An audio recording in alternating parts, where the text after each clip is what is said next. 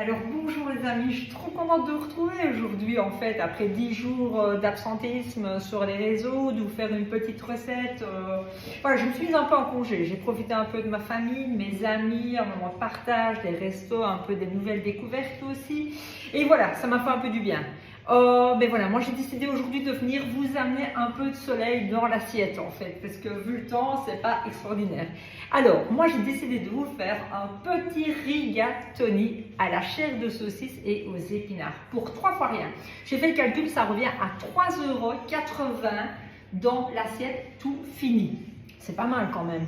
Alors, pour cela, il vous faudra 200 g d'épinards frais, 400 g de chipolata, 70 g de parmesan, une poignée de persil, des pignons de pain, 70 g aussi, une échalote, une gousse d'ail et un petit godet de crème fraîche. Et pour cela, évidemment, il vous faut des rigatoni. Pour moi, c'est les meilleurs. Enfin, c'est avis personnel. Voilà.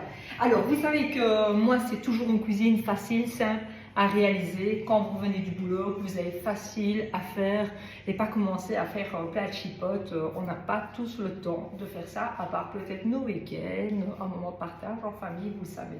Alors voilà, je reviens dans 30 secondes et je vous montre la petite recette. À tout de suite. Alors voilà, deuxième étape, une fois que vous avez toutes vos marchandises, voilà, moi je commence par la cuisson de mes pâtes. Alors, je prends le temps indiqué sur le sachet et le temps de cuisson, mais j'ai fait juste al dente parce qu'après je vais faire revenir dans la crème les épinards et la chair à saucisse. Alors ensuite, je mets une casserole d'eau bouillante derrière moi et je vais venir cuire les épinards quelques secondes. Voilà. Après, vous les égouttez, vous les laissez sur le côté. Ensuite, je coupe mes chipolatas et je vais faire comme ça des petites boulettes. Je trouve que c'est un côté un peu sympa dans l'assiette. Voilà. Personnellement, voilà, j'apprécie de faire ça. Ça ne me prend pas trop de temps. Ça prend quoi 5 minutes pour faire les 400 g de chair à saucisse. Après, qu'est-ce que je vais venir faire? C'est de torréfier mes pignons de pain. Je mets une poêle, je laisse bien à chaud, je viens les mettre dedans et je les fais revenir comme ça quelques secondes et après je viens les mettre dans un petit bol. Et après, je vous explique la suite qui arrive dessus. Alors voilà, j'ai mis mon huile bien chaude, j'ai fait revenir mon échalote et mon ail, comme vous le voyez ici. Voilà.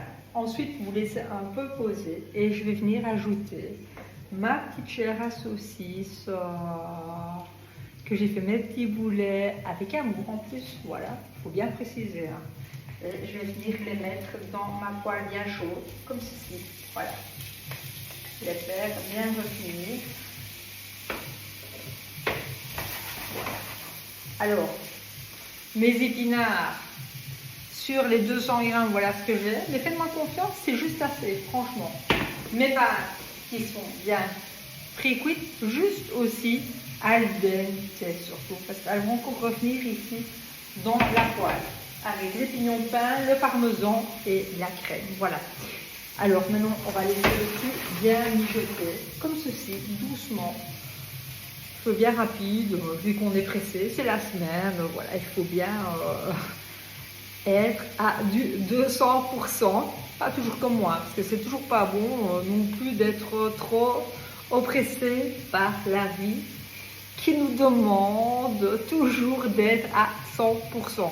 Mais maintenant, je me laisse un peu aller. Franchement, avec vous, moi, je prends juste du plaisir. Voilà. Alors, voilà le résultat après quelques minutes, bien doré comme ceci. Et là, qu'est-ce que je vais venir faire? C'est ajouter mes peines à ma cuisson. Voilà. Et je vais venir mélanger le tout. Comme ceci. Doucement. Voilà. Toujours avec amour, hein. Évidemment un petit plat comme ça. Et qu'est-ce que je vais venir mettre? Ajouter mes épinards. Je laisse revenir doucement comme ceci. Chauffer le tout. Voilà, quelques minutes.